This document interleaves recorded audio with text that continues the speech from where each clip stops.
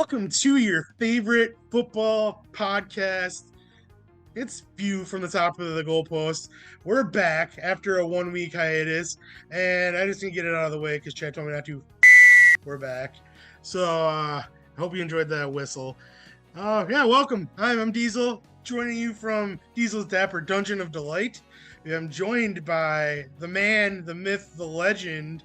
He's wearing a great jersey. I really like this guy. And I usually don't like the Patriots, but I like the underdogness of the Patriots, so I'm all right with it. We got the Dadilac, Chad.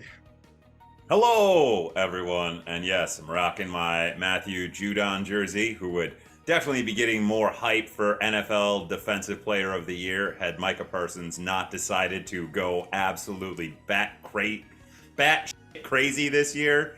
But you know what? It is what it is. And as you can see, I'm in the cave for the first time for the YouTube show, so check out all my pops. And look, we have a board that tells you that I am losing right now, but that's okay.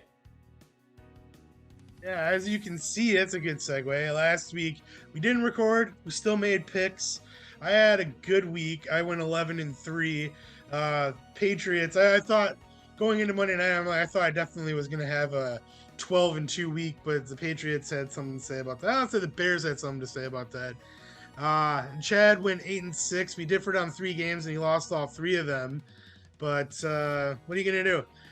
Chad is 50-42, as you can see behind him, which is a solid record. But I'm 20 games over 500 at 56-36. So it's a big difference that 6 games make.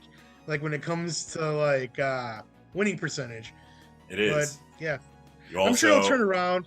You didn't get these my games bets are really for hard last to week, predict. so that's why my bets say question mark and question mark. Gotcha. I was wondering what that was for a second there, but yeah. Okay, well, I thank you, Chad, for updating the board, and you'll be able to see that through the entire episode, just in case you forget that I am beating Chad by 6 games.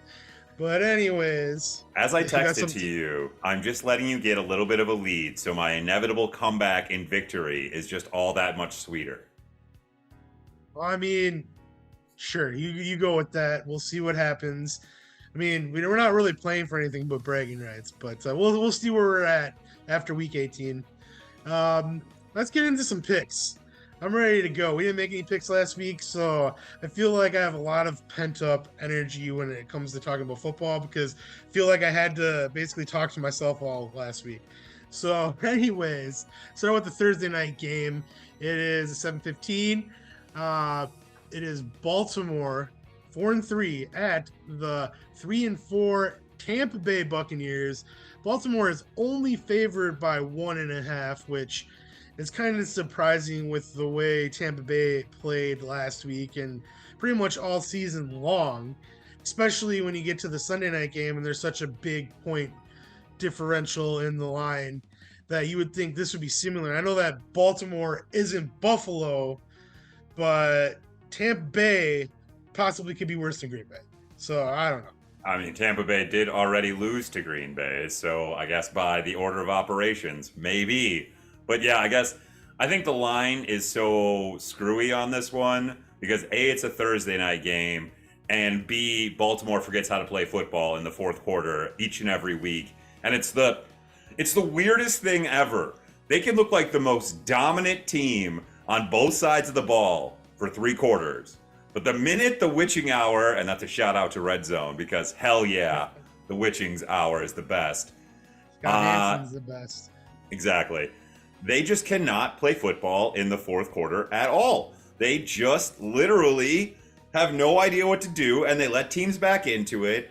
And Tampa Bay is so bad. They lost to the 3rd string Carolina Panthers. I mean, legitimately, everyone is either injured, traded away, or they're starting their 3rd stringers. That team is a bunch of nobodies right now, and Tampa Bay got housed. And interim coach. Yeah, that was shocking. I mean, obviously, Carolina's an NFL football team. You're expecting them to put up a fight no matter what, but them to lose like they lost. Tampa Bay didn't, like, they scored 3, right? Like they Yes. didn't even like get a touchdown, and that's a Tom Brady led offense. And Mike Evans is a top receiver, and they have a good receiving. I don't know. It just doesn't make sense to me, like how that even happened. Their Well, defense is good too.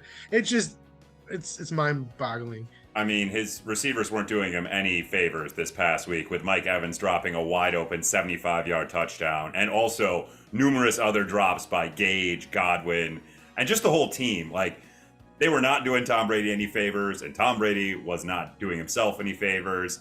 And by this logic, I've talked myself into it, even though they can't play in the fourth quarter. I think the Ravens are just a better team right now. The Tampa Bay really needs it. You know what? You're probably going with the Ravens. I need to start this comeback at some point. I'm taking Tampa Bay in a game that they absolutely need to try and stay in this NFC race. Yeah, I am taking the Ravens, you're right. But I mean, to your point, it is in Tampa Bay, and it seems like they usually play better. Like Tom Brady plays better in Tampa Bay. Just, I don't know. I don't know what's going on with them. They should be better. I think Tom Brady is exhausted. I just think he's exhausted mentally, physically. Like, he does not look like the same guy. When you see him up doing his pressers and stuff like that, he just looks tired and beaten down. It doesn't look like TB12, the 7-time Super Bowl champion. He just, like, part of me really kind of wishes that maybe he just would have left it where it was last year. He led the league in passing. Like, yeah, he didn't win the championship last year, but I mean, he would have went out on a good note. Like, it's hard. It's hard. Brett Favre did the same thing. Brett Favre had a great season, came back for his last season, and shit the bed. I don't know. They can turn it around though. I'm not writing Tom Brady off quite yet. There's still a lot of season yet left, and as we were talking about with baseball before we started recording, you just got to make the dance. And the NFC South, super weak division, so you can easily win that division and make it to the playoffs with a home game. They don't have a team over 500 in that division. Literally, if Carolina wins on Sunday, which we'll talk about in 2 more games, they will be leading that division. Gross. That's how crazy that division is. Anyways, moving on to the next game, we are going back to London for the 3rd time this year, and we are playing at 8:30 a.m. here in the Central Time Zone, and we got the 2-5 Denver Broncos versus the home team, of course, the 2-5 England Jaguars, London Jaguars. There we go. Yeah, this game, like, I don't know, on paper, before the season started, probably looked a lot better than it does right now. Broncos are horrible. Like, I don't see Nathaniel Hackett being their coach next year. I can't, unless he has this, like, great turnaround. I mean, the Chiefs have already won that division, which is the sad part. We're halfway through, and, like, there's nobody, like, toppling the Chiefs. But, I don't know. Jacksonville, though, has talent, has a good coach. I still feel like they're on the up and up, and this isn't their year, but, like, let's talk some more next year. But I don't know. Obviously, I'm taking Jacksonville in this game. I have no faith in Denver. Russell Wilson, I don't even know if he's going to play or not. I wouldn't play him. But, I mean, it doesn't matter. They're going to lose either way. 100%. I am all over the Jaguars this year. The Jaguars are one of those teams that I don't know why. I feel this, like, I just want to root for the Jaguars. They've just been such, I guess, lovable losers. They're like the AFC Lions. They're literally both big cat teams, and they just can't ever seem to get out of their own darn way. And this year, you're right, Diesel, it's not quite their time yet, but that AFC South is all going down, except for the Jaguars, who are ascending. I got the Jaguars for sure in this game. And Travis Etienne, now the lead back with the trading of James Robinson. If you didn't get him in fantasy when they were told to, folks, because every single YouTube fantasy person said, get Travis Etienne. You done screwed up. And guess who did get him? This guy. Yeah, he had a good game on Sunday as well. But I mean, James Robinson is in a good spot for him as well, going Oh to the heck yeah. Jets. Like a team that's also you don't know about them yet, but like he makes them better. So yeah, I think that trade was good all around. I Um, concur. And if you held on to James Robinson, good on you as well, because I wouldn't have. But now you got the starting running back for the Jets. And we're going to talk about them, I'm sure, soon. And they ain't no joke. I think that all around, you're not going to find many people that hate this James Robinson trade from either side. But the next team did make a trade last week that you can find a lot of people saying it was definitely one team won over the other, and that's Carolina Panthers. They're 2-5, taking on the 2-5 Atlanta, or the 3-4 Atlanta Falcons. Atlanta is favored by 6.5, but Carolina, I think they kind of robbed the San Francisco 49ers. I mean, they didn't steal anything. It was fair trade for Christian McCaffrey. The 49ers might have given up a little too much in my opinion, but now they don't have any draft picks. So it's like, but I also like the fact that they're playing like win now. Like teams in the state of Wisconsin don't know how to do, apparently. But it's very frustrating. But we're not talking about that. We're talking about Carolina Panthers versus Atlanta Falcons. Atlanta looked promising last week. I mean, they go every other. That's the way it's been going this year. I don't know. We talked about it on Sunday while the games are going on. Like you like Atlanta, I like Atlanta too. It's they're up there on the teams that I do have faith in, but at the same time, there's other teams that are above them. Like I like Seattle a lot too, But I don't know. I'm gonna go with Atlanta in this game. I think they're the better team. I think last week Carolina just came out and they punched Tampa Bay in the mouth, and Tampa Bay didn't know how to respond to that. I think that was more of a fluke kind of thing. I don't think we're going to see too many more wins from Carolina this year, maybe 2 or 3, maybe. And they'll be like something similar, or they'll beat the Packers when that game comes along. But yeah, I got Atlanta in this game, and I feel like 6.5 is a good line, but I do also feel like Atlanta will probably win by like 10 at least. Yeah, the Atlanta Falcons, for the first time in the entire NFL season last week, did not cover the spread. And I won't lie, it hurt my soul because Atlanta's, as Diesel said, another team I've been high on. And I won't lie, I think it's ever since that Secret Base, like mini series on the Falcons, that I've just been more drawn to them. And they always seem to have players I like a lot as well. Kyle Pitts has been ripping my heart out all year for fantasy. I really dig Drake London. Always been a Marcus Mariota fan. I'm taking Atlanta in this game, and I completely agree with everything you said about the fluke that was Carolina. They came out, punched Tampa Bay in the mouth, and Tampa Bay couldn't get off the mat. Atlanta can get off the mat. They've gotten off the mat against everyone, even in that loss to Cincinnati this last week. They tried to stay in it. I mean, we'll talk about Joe Burrow and Jamar Chase and that receiver core when we get there, but yeah, they tried to stay in that game. I don't think Carolina can stick with them. I got Atlanta, and this is my golden lock of the week. Take Atlanta, -6.5. Don't take them if it gets up to 8. If it's at 8, that's a little much. I think they do win by a touchdown. 10 points I feel like is a lot in a division game, but 6.5, I can see them winning by a touchdown. So, golden lock of the week.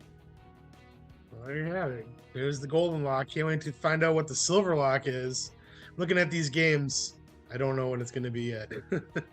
Anyways, moving on. Next game got a little more interesting because of how Monday night went.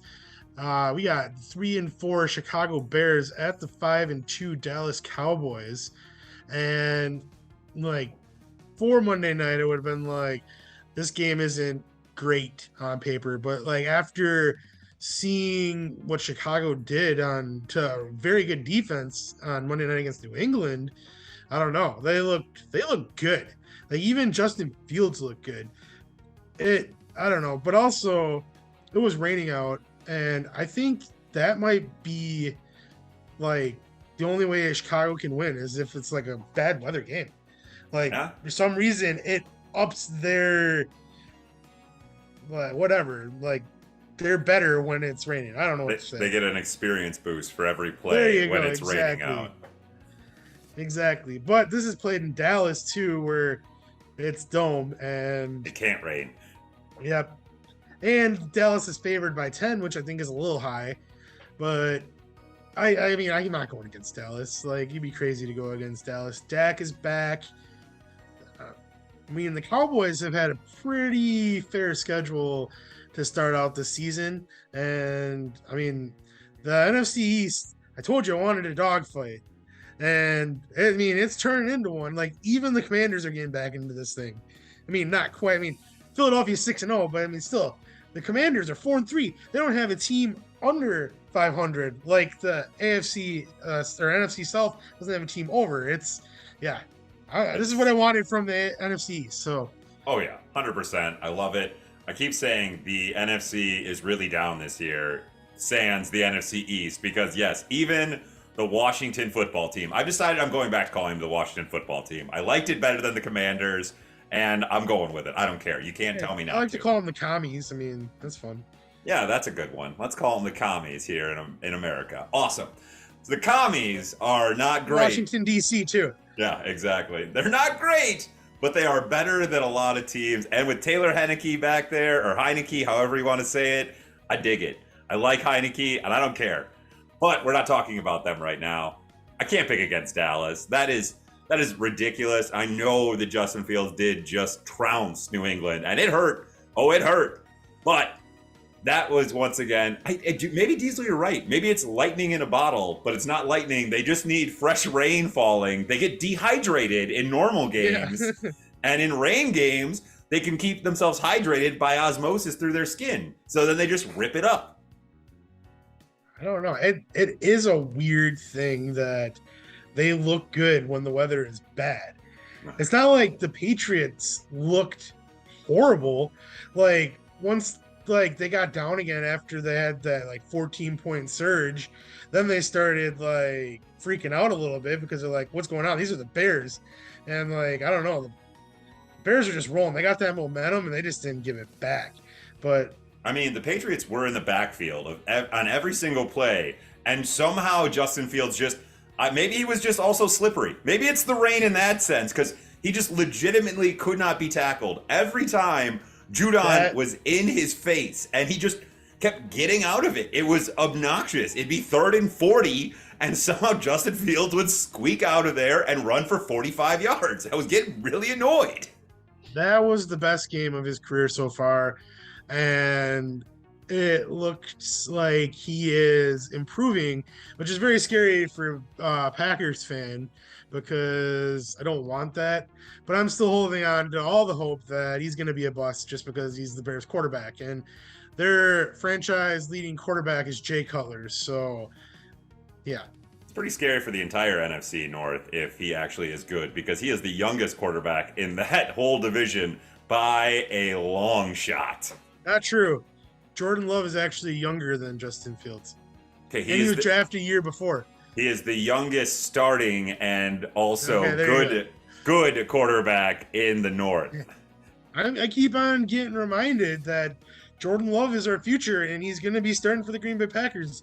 I mean, I personally don't see this happening because I don't know. He's not going to want to sit on the bench next year. You know, like I know he's going to be under contract, but We'll get I don't there. know. We're Yeah. still talking about the Bears right now, but they're going to lose to the Dallas Cowboys. Hey, what's the Yeah. over-under? Over under is 43.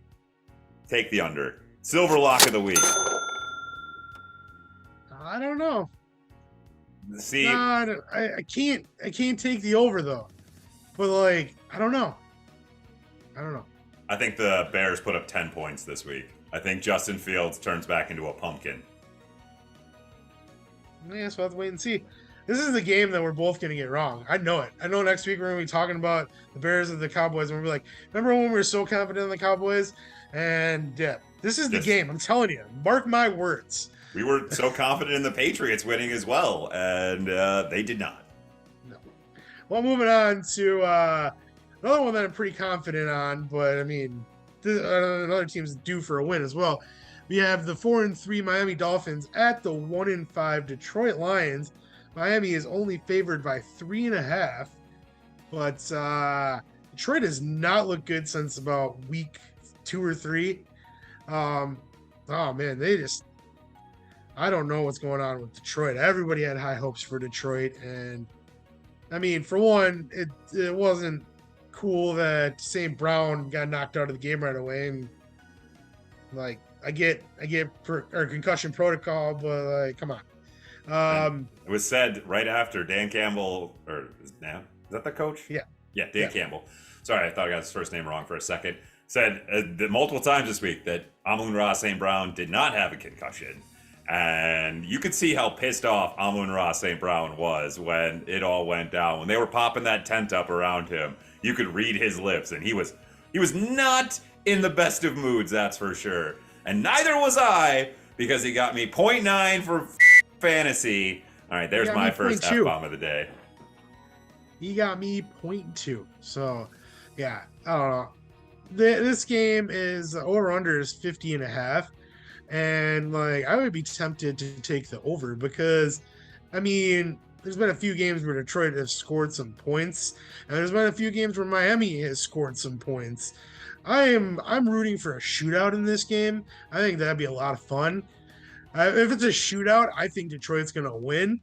I don't think it's going to be a shootout, though, so I'm going Miami. Yeah. You know, this is another time where I think this is a coin flip game. I think Miami's getting right. Tua looked solid this last week against, well, he looked solid in the first half. Let's not talk about the second half of that Sunday night football game, because that was rough. But no, I'll talk about it for a minute. I watched the first half, then watched the finale of House of the Dragon. After that, I turned the game back on with about, like, I don't know, half the fourth quarter left. I'm like, the score is still the same as halftime? I'm glad that I missed the majority of the second half. Oh, yeah. And that first half made it look like, ooh, this is going to be a fun game. 16-10? Like, all right. I didn't think we were going to see any offense in this game. I was betting the under. So I was like, oh, well, I'm screwed.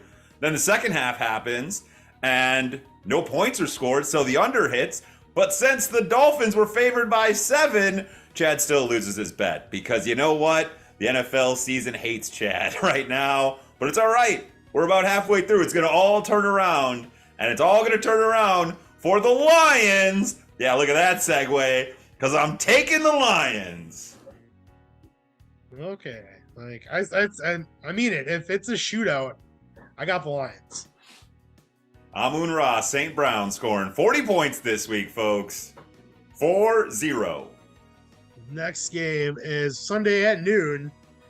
We have the 3-4 Arizona Cardinals at the 5-1 Minnesota Vikings. Minnesota's only favored by 3.5.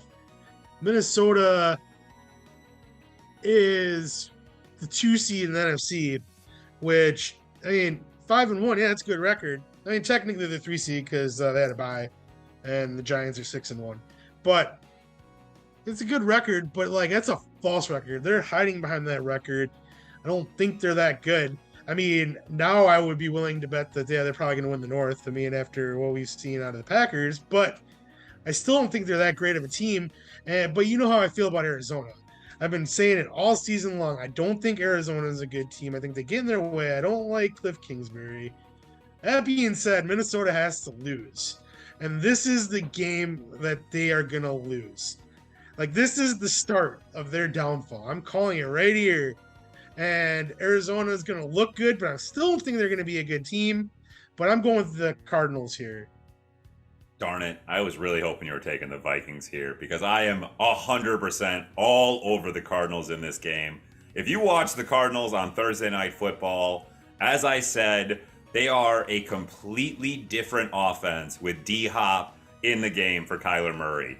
With that, and everyone was like, ooh, is he going to be as good as he was when he was left? Of course he is. He's DeAndre Hopkins. He is a beast of a man, and he ripped it up. He inspires that whole team. I'm sorry. They might be paying Kyler Murray the most money on that team, but the leader and heart and soul of the Arizona Cardinals is DeAndre Hopkins.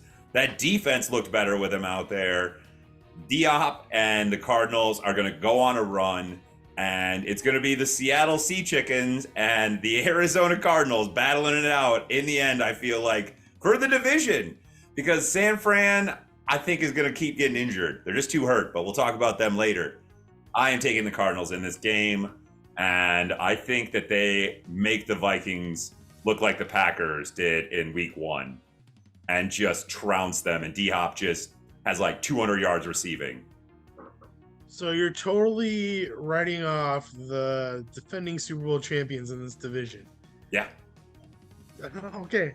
You didn't even mention them. Yeah, I know. I am out on Matt Stafford. His injury, we'll get to it, but yeah, I am writing off the Rams. We'll get to it, but I'm going to say before we get to it, I think you're a little too early to write off the Rams, and we'll talk about it when we get there. But next game, we got the Las Vegas Raiders at the New Orleans Saints. 2-4 are the Raiders. 2-5 are the Saints. Vegas is favored by 1.5, and I don't see them losing this game. I feel like they're a good team. I feel like they've started off, they hit a wall at the beginning of the season, and now they're picking up the pieces. I think that they're about to go on a run.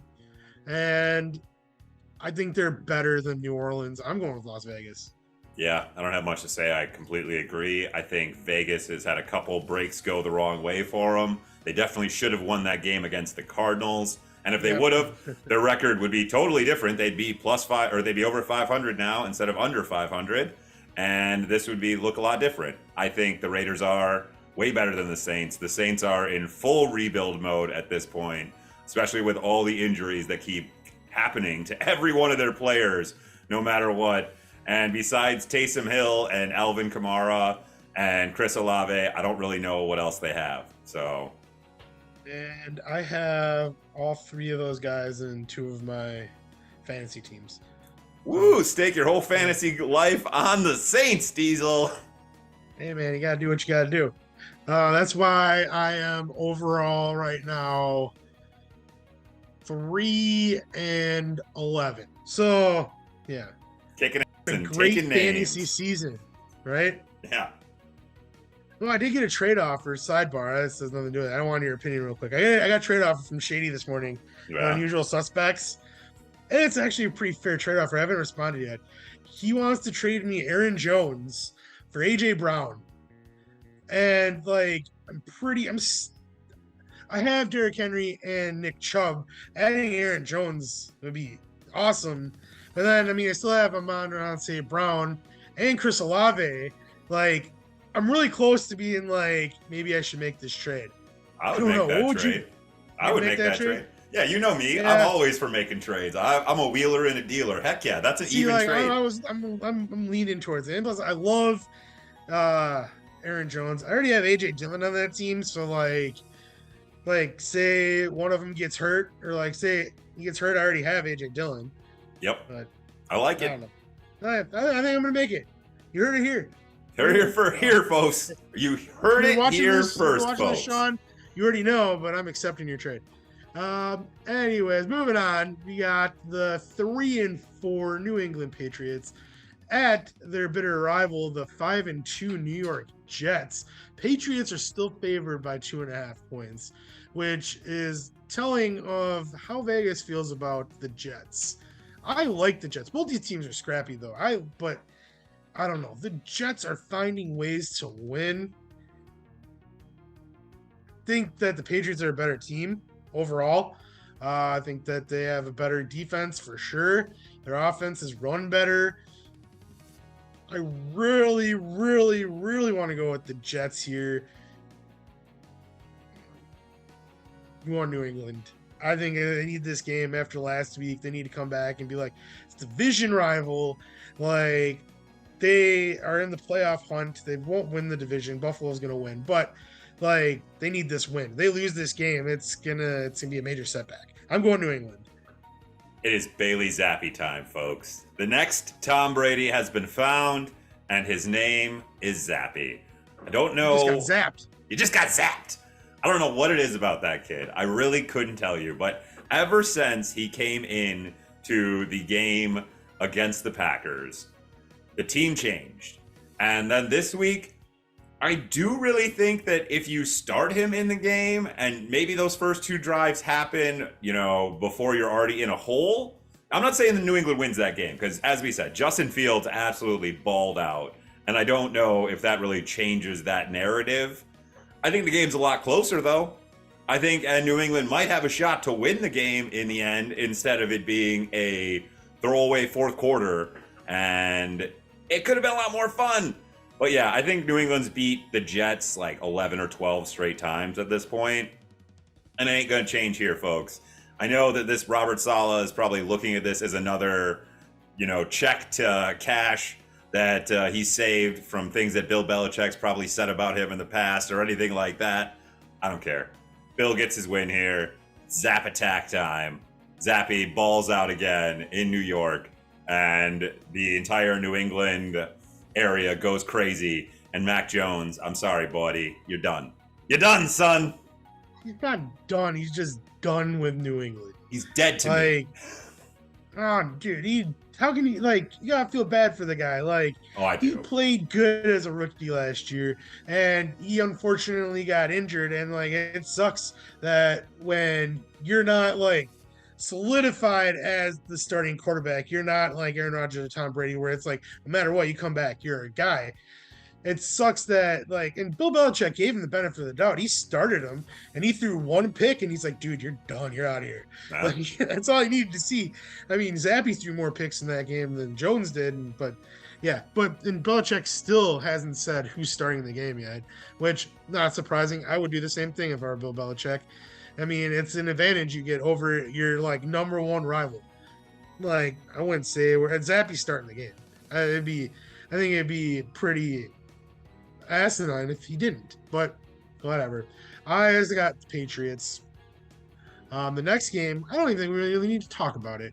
It is the 2-5 Pittsburgh Steelers at the 6-0 Philadelphia Eagles. It's the Steagles. They were a team one time. They had to combine during the war because they didn't have enough players, and they called themselves the Steagles. True story. Fun fact. That's why you come to this podcast. We give you both picks and interesting trivia. Yeah, the Eagles are winning this game all day. Pittsburgh is not good. This is the worst team that Mike Tomlin's ever had. But I mean, Mike Tomlin will be back because he's one of the best coaches in NFL history. So he deserves to have a year where he does bad. I mean, he's been in the league or been coaching for Pittsburgh for 15 seasons, and he's never had a season under 500. Catch him a break. They're going to get better. They're going to get some draft picks, and I trust in Mike Tomlin. I really do. I completely agree. Mike Tomlin's a great coach, and it is crazy that this will be his first ever losing season in the NFL as a head coach. But you know what? Yeah, Eagles winning this game. Coming off their bye, I don't see them laying an egg here.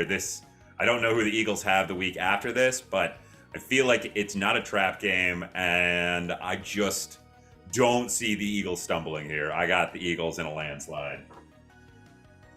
Yeah, they're favored by 10, and I think that it's definitely going to be a double-digit victory for Philadelphia. Moving on to the next game. First 3:00 slated game. We have 4-2 Tennessee Titans at the 1-4-1 Houston Texans. Tennessee's formerly from Houston. I like all these connections that we're getting made here. Houston's probably not paying attention to this at all because the Astros are in the World Series for the fourth time since 2017, and I can't believe I'm saying this, but go Phillies. I hate the Phillies, but the Astros. Sorry. Whistle. Flag on the play. Hey, anywho, we got I got Tennessee. Houston isn't good. We talked over text that what's his name? Davis is not the answer. Yeah, it's unfortunate because he does show flashes of having talent, but I don't know. I'm not sure that Lovie Smith is the answer either. I think this is just a Well, we kind of screwed the pooch here with getting rid of Hopkins and the whole Deshaun Watson fiasco. We kind of just really need to hit the reset button. And yeah, so I think it's going to be a battle for the number one pick between like Houston and Carolina. So Hey, as at least it's a draft heavy QB class coming up here, or a QB heavy draft class coming up here. I said that in a weird order. So yeah, I still don't think Tennessee is very good. They deserve to lose that game against the Colts last week, and if Matty Ice wouldn't have melted and become Matty lukewarm water, they definitely would have. But I think yeah, Tennessee runs all over them and gets the win here, probably pretty easily. I could see this being a battle of running backs though, because Pierce is no joke, and that once again, Tennessee isn't that good, folks. But I got Tennessee. they're not that good, but they're playing in the weakest division, probably. Maybe the NFC South. Who knows? One of those two are the weakest divisions. Tennessee's gonna win this division, like because other teams just Jacksonville's not there yet. Indy can't figure themselves out, and then Houston, like we just said, they need to hit the reset button. So yeah, Tennessee, easy. This I feel like this one.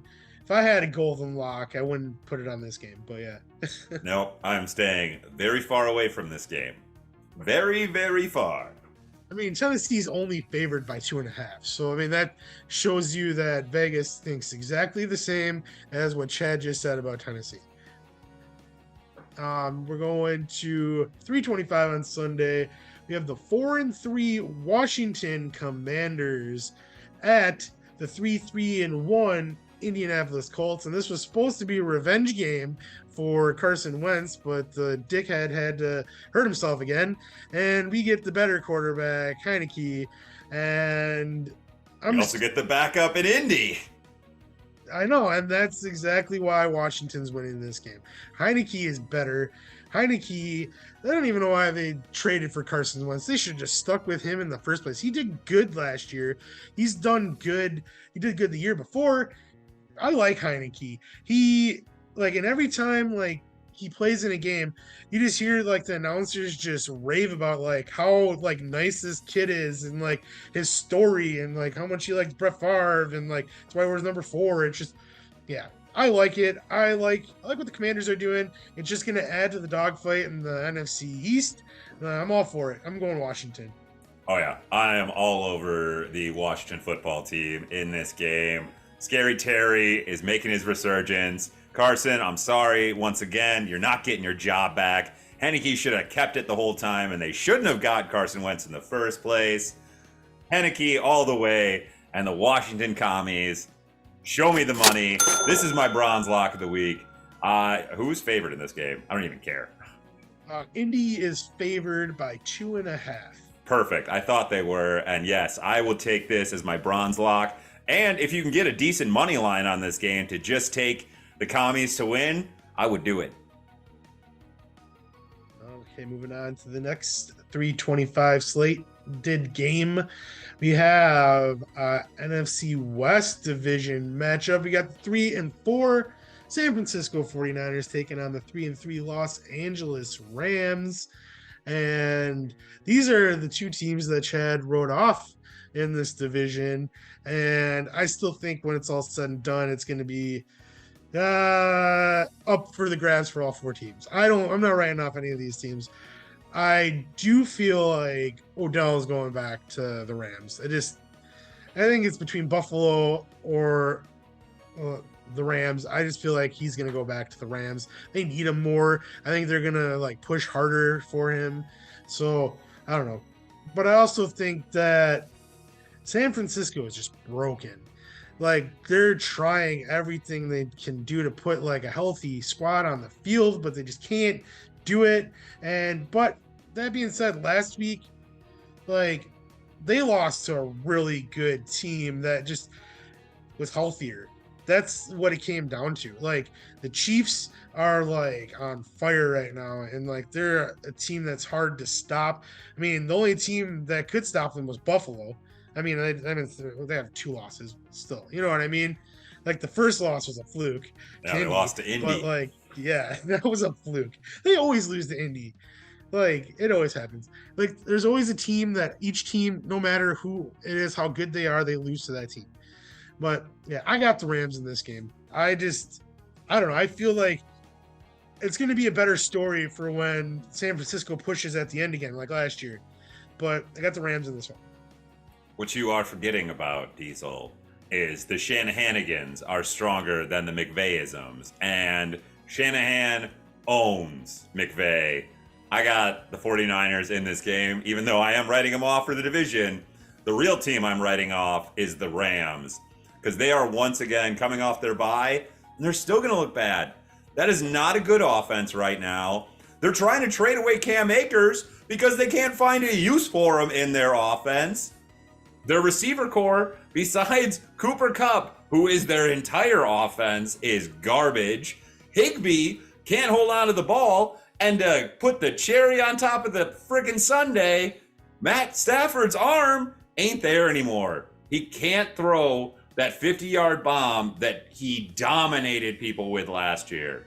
The Rams are broken, and I got the 49ers. Okay. Your point on the Shanahan owns McVay. McVay, thank you. I don't know. I say that McVay holds the biggest victory in the NFC Championship game. So, I mean, I don't know. Yes, the Rams are broken too. They're dealing with a lot of injuries. Stafford isn't great. If he could adjust and like if they get Van Jefferson back and they do sign Odell, that's going to be a big boost to their offense. They sign Odell, Cooper Kupp is going to have way more opportunities and like some dip and dunks to him. Like this team can turn around real fast. If they don't get Odell, I think that, yeah, they're in serious trouble. But like if they get Odell back, I think just having him on the field changes everything for Cooper Kupp. So that's why I'm not writing them off yet. I mean, right now, yeah, they don't look great. San Francisco doesn't look bad. They don't look bad. Even with all the injuries that they have, they still have that like spirit, that fighting spirit that like, I mean, they put it to the Chiefs for a little while, but then it just got to the point where like, no, they couldn't do it anymore. And CMC will have more than 2 days to learn the rest of the playbook. So, yeah. I think the 49ers dominate this game, actually. That's like, yeah, and if he stays healthy, like the 49ers probably, they'll come out of the NFC. They'll go to the Super Bowl. I really do believe that if he can stay healthy, like, they'll be good. But can he stay healthy? That's the question. He's already was banged up earlier this season. So we'll see. We'll see. And he's on the like biggest injury-ridden team in like the NFL the last half decade too. So it's pretty wild that you take one of the most injury-ridden running backs and you put him on a team that probably has had more injuries than any other squad in the entire NFL. It's you know, it's really putting all your chips in on going all in and hoping you don't go bust. And I do mean that pun because they're all busted. No draft picks next year. Like I have a couple. Like, but yeah, like I don't think I have like one in the top 100, I think, and that's not good. I mean, unless you win a Super Bowl this year, that's not good. But we only have 3 games left.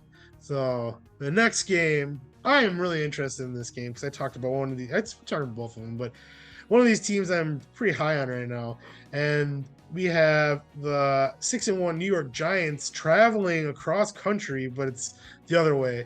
But to the 4-3 Seattle Seahawks, and Geno Smith has really surprised everybody. Halfway through this season, almost, he is like top 10 quarterback in the NFL, not just the NFC, the NFL, and he's given this team a whole like new like purpose. I think a lot has to do with Pete Carroll. I do think Pete Carroll is a really good coach. And I think that it shows that him and Russell Wilson were not on the same page the last couple of years. But I think that if players buy into what Pete Carroll is selling, Seahawks are always successful. But I don't know. The Giants are 6-1. Part of me is hanging on to like this is just a really good start. They're gonna finally look like the Giants at some point. But then the other part of me is like, they're actually really well coached as well. I think Brian Dable is everything that like Buffalo said he was when the Giants hired him. This one is a hard one for me to pick. I'm Seattle is favored by 2.5. I think I'm gonna go with Seattle because they're at home. Got the 12th man and Geno Smith. He's just revived this team, and even without DK Metcalf, they are still a great team. I'm gonna go with Seattle. Yeah, I think that the Giants aren't going to 7-1. I think that they almost gave that game away last week to the Jaguars, and they needed a goal line stand on the final second play, and they held them at the 1 and almost lost that game to the Jags. I think the Giants are a good team, and I think that they will, stay in the top mix of the NFC going forwards. But I do think Seattle at home, it's one of the few stadiums. There's maybe 3 stadiums in the NFL where I actually go, ooh, they're at home. Well, they're a way better team at home. And Seattle is definitely one of them. The 12th man is a real thing. I don't care if they're piping noise in or not. It's a crazy place to play. And I don't know if Saquon. I know that Daniel Jones has been doing stuff, and he looked like Lamar Jackson last week, rushing for over 100 yards and a touchdown and throwing touchdowns. But I think that this has to come to a stop for a minute, and this loss will actually be better for them. I hate to agree because I do need to make up ground, but I am also going to agree and take Seattle, even without DK Metcalf. Moving on to Sunday Night Football, we have the 3-4 Green Bay Packers traveling to the 5-1 Buffalo Bills. The Bills are favored by 10.5, which is the highest point differential line of the week, which is, I know the Packers have played bad the last month, but that's a pretty big differential. I wouldn't say that the Packers are better than the Bills by any means, but a lot of people had this matchup as their Super Bowl to start the season. So a lot of people being Diesel. I did. This is the matchup I did pick, and who knows? NFC is still wide open. I am kind of ashamed to be a Packers fan with some of these people that just I get being harsh and I get telling the truth, but why do you have to take it to way out of proportion? The season is not over. Yeah, they're in a down stretch, and if it keeps going this way, they're not going to the playoffs. But there's still time to turn it around. They still have talent. They just need, it's not a one player thing either. A lot of people are like, this is all Aaron Rodgers' fault. Let's bench him and start Jordan Love. That's not going to do anything, because it's not just Aaron Rodgers. It's a team thing. It's the offense as a whole. It's the defense as a whole. It's the coaching. It's the putting Amari Rodgers out and returning punts when he muffs 50% of them. It's a stupid decision making, and they're not on the same page with each other. It can be fixed, and I know that the biggest talking point in this area right now is them trading for a receiver, which I don't hate the idea of them trading for a receiver, but that's not going to fix anything, because if you think about it, everybody that's playing for the Packers right now at receiver has been with the team since the beginning of training camp. You bring in somebody that doesn't know the playbook, it's not going to be an immediate fix, even if it is a DJ Moore or Chase Claypool, who both have talent and in the long run would be great for the team, but it's not going to be a quick fix this year by adding those. They'll probably make the team better, but it's not going to turn anything around. So if they didn't make a move before next Tuesday, I wouldn't be surprised. But I don't know. This game, I don't like it at all. And on the other hand, the Packers Nation, there's these optimists, which I want to be a part of these people, but I just can't do it. Like everyone's saying that the Packers are going to shock the world on Sunday night against the Bills. I want to be one of those people saying that. I want to truly believe that. I mean, because I've had the thought, but like I can't buy into the notion that the Packers are actually going to go into Buffalo after the Bills had a week off and after the Packers just lost to the Giants, lost to the Jets, and now lost to the Commanders back to back to back. Like, how are they going to turn it around against the best team in the NFL? I want to be, I'm not trying to be a pessimist. I want to be a part of these optimists, but like, it's a hard pill to swallow. The Packers are just not good right now. Could they be good in the future? Possibly. Right now, they're not good. They need to fix something. And like another thing is everyone calling for Joe Barry's head. End of the season. Don't do it mid-season. What's that going to do? You're going to have a coach that's already on the staff under Joe Barry running the same schemes. It's not going to change anything. I say, yeah, get rid of Joe Barry, but wait till the season's over. They should have never hired him in the first place, but I don't know. I want you to make your pick before I make my pick because I can't 100% put down Buffalo just yet. Oh, I'm taking Buffalo all day. I know that, but I want to hear what you have to say. Oh, you want to know what I have to say? I say that the only reason that this isn't a lock of the week, no matter what the score Buffalo gets up to in Vegas, I don't care if it's minus 14. I do not see a chance in hell of the Packers coming into Buffalo. If it was in Lambeau, maybe. But a week off that Buffalo had. 2 weeks to prepare for this game. 2 weeks to prepare for this Aaron Rodgers-led offense who can't get out of their own way to do anything good. This defense that shut down Patrick Mahomes, who just torched the San Francisco 49ers in Santa Clara. Torched them. This defense shut him down and are coming off of a bye week. Khalil Mack hates Aaron Rodgers and is going to be coming for his head and will feast. Not Khalil Mack. Von Miller. Von Miller. Sorry. Yes, I'm sorry. I replaced I always forget which one I'm sorry. I apologize. I do mean that. Von Miller also hates Aaron Rodgers. Everyone hates Aaron Rodgers. And then you have the defense going against that Bills offense, who haven't been able to shut down Taylor Heineke, Zach Wilson, Daniel Jones in the past 3 weeks. And that receiver core and Singletary, who's not the best of running backs, but has been running hard this year. I got the Bills. I got the Bills minus 15. If this wasn't my good friend's favorite football team, this would have been a lock of the week, but I'm not going to do that. So I am taking the Bills minus 100 points. I do want to dispute a couple things you said.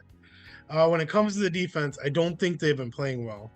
But I also don't think that they've been playing horrible.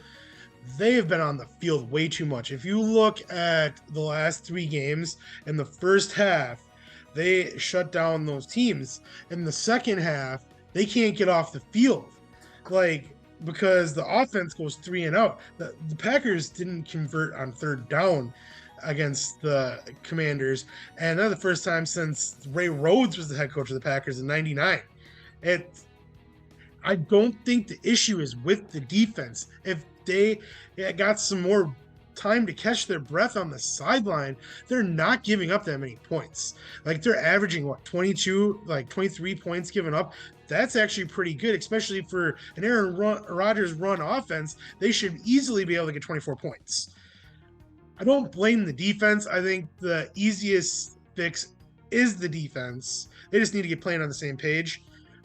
Play calling, scheming is the problem with the defense. I don't think it's the players. I think it's more of how you're using the players. And they tried last week to play a little more man, and they actually put Alexander on Scary Terry, which didn't pay off at the end. But I mean, that was a perfect throw with a perfect catch to get that first down.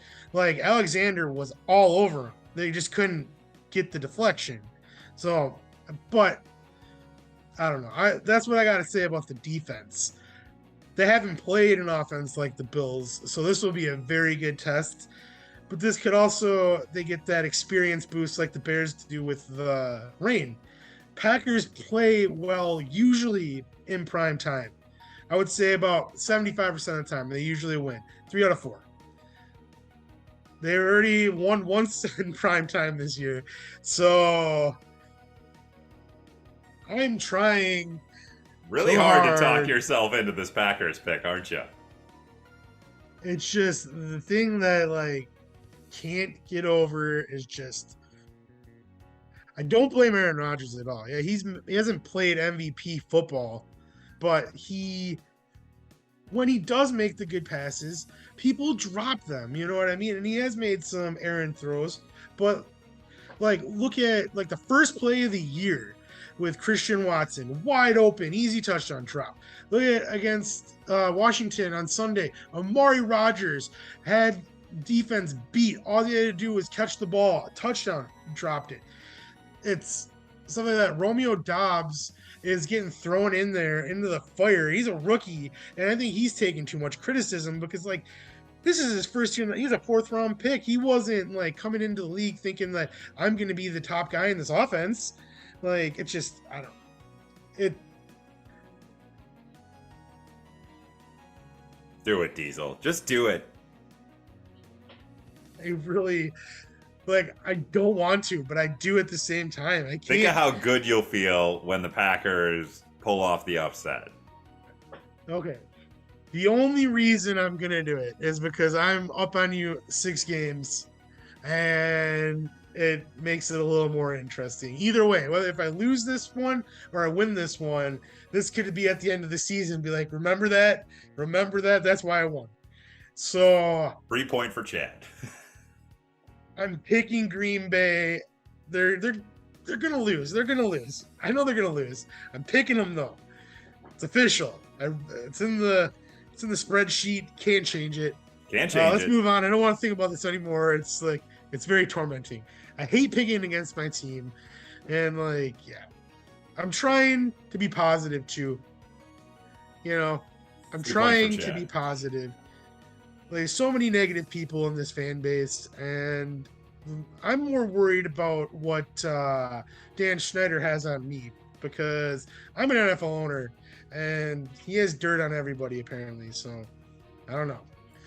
I mean, Anyways, I think public records could help figure that dirt out pretty quick. I don't know. There's some things that I've done that nobody knows about. Dun dun dun. I'm sure Dan Snyder knows about it. Anyways, we are moving on to the final game of the week. It's on Monday night on Halloween, and they scheduled this game intentionally. They had to because it's 2 orange teams. It's the 4-3 Cincinnati Bengals at the 2-5 Cleveland Browns. They had to do that intentionally. I mean, if they didn't, they just got the happiest coincidence ever because it'll look like 2 pumpkins playing each other in football. And I mean, Cleveland should be better than what they are. They're so weird, like because they are, in my opinion, they're a good team. They just don't win games, and it's so weird. They need to get a competent field goal kicker.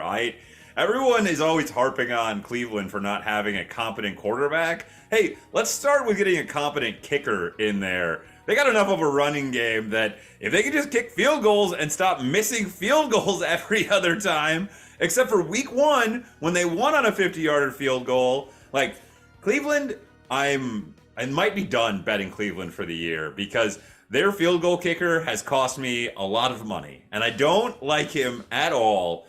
And it's pissing me off.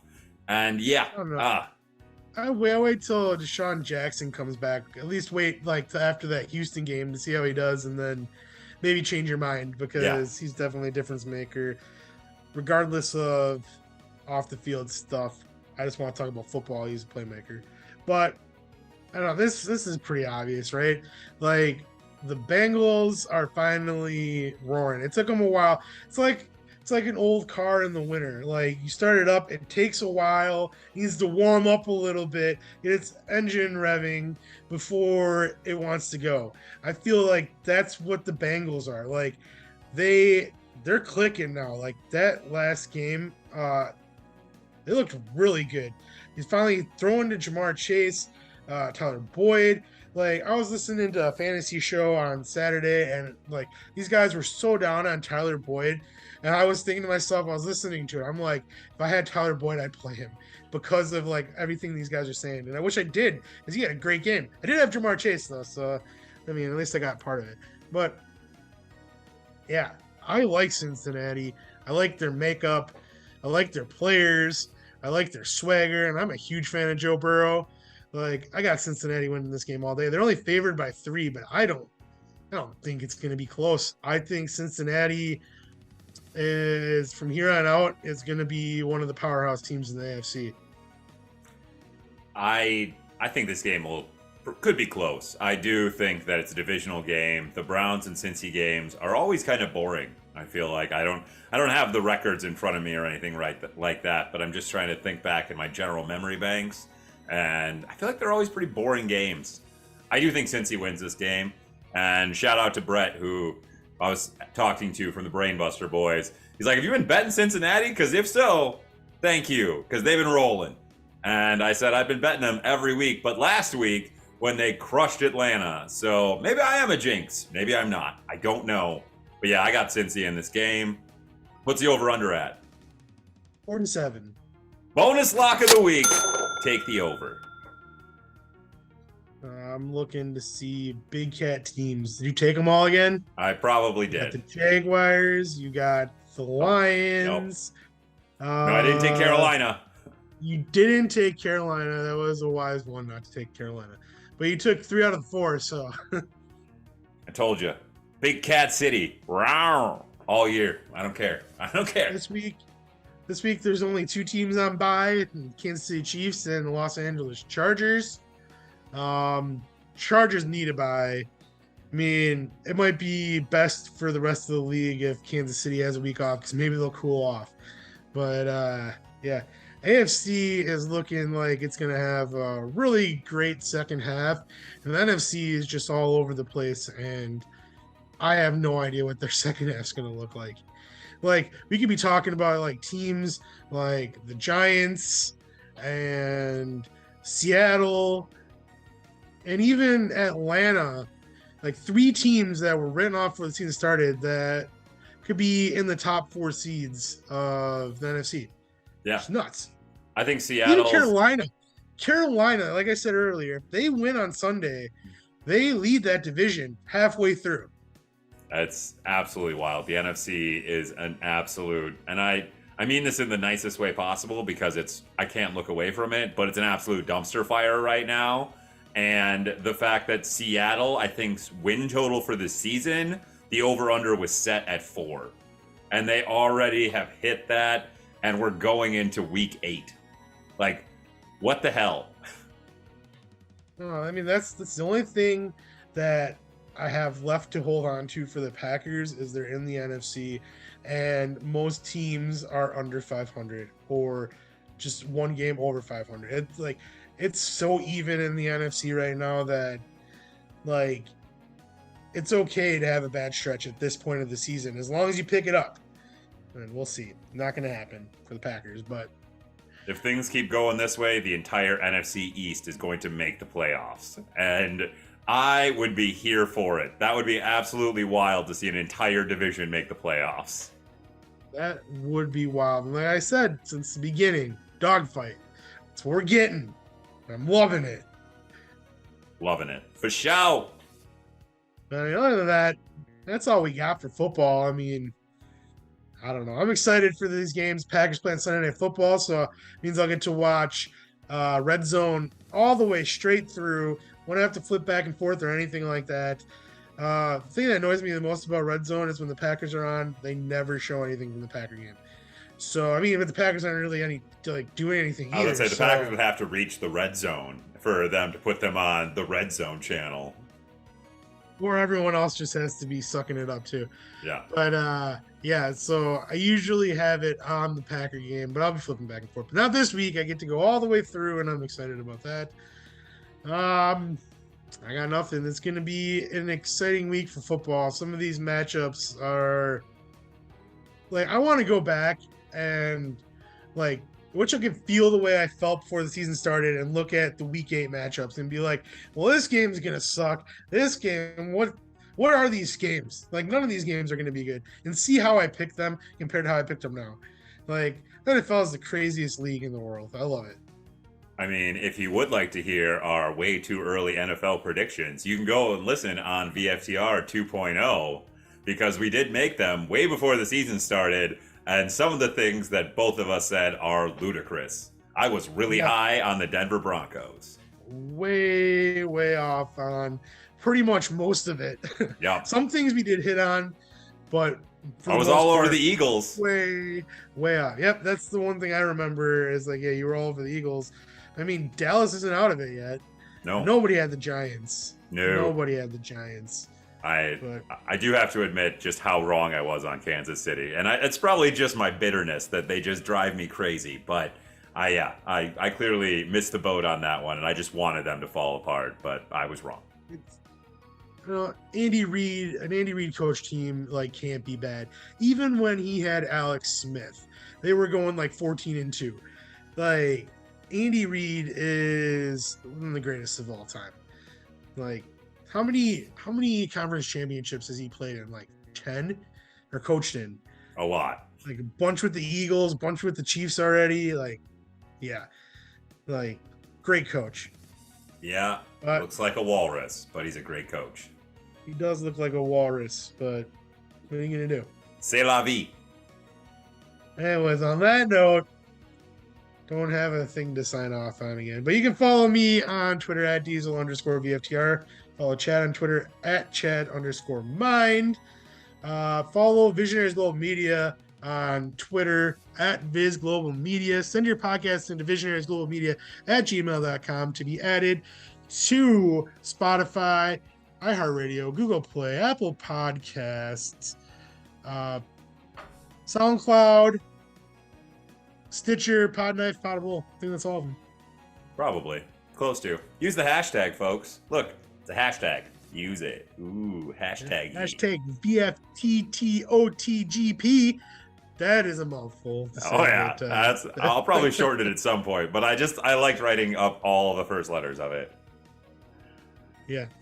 Use the hashtag so we know that you're listening or watching or doing whatever. Be sure to like and comment on YouTube. And be sure to share because we want to get this out. So, yeah.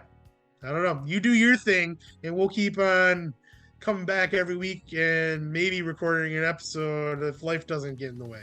So, but on that note, any final thoughts you want to say before we officially sign off? Put in the comments which of my Funko Pops you like the most. There's still some you can't see because my big butt's in the way, but you can deal with that. Okay, yeah, put in the comments. I have opinions on a few of them as well, but that's for another time because we gotta go. For my good buddy and partner Chad, I am Diesel, and you have been watching, listening. I don't know, maybe just background noising, view from the top of the goalpost. Let's watch some football. Bye. This has been a Visionaries Global Media production. Visionaries Global Media, envisioning excellence on a global scale.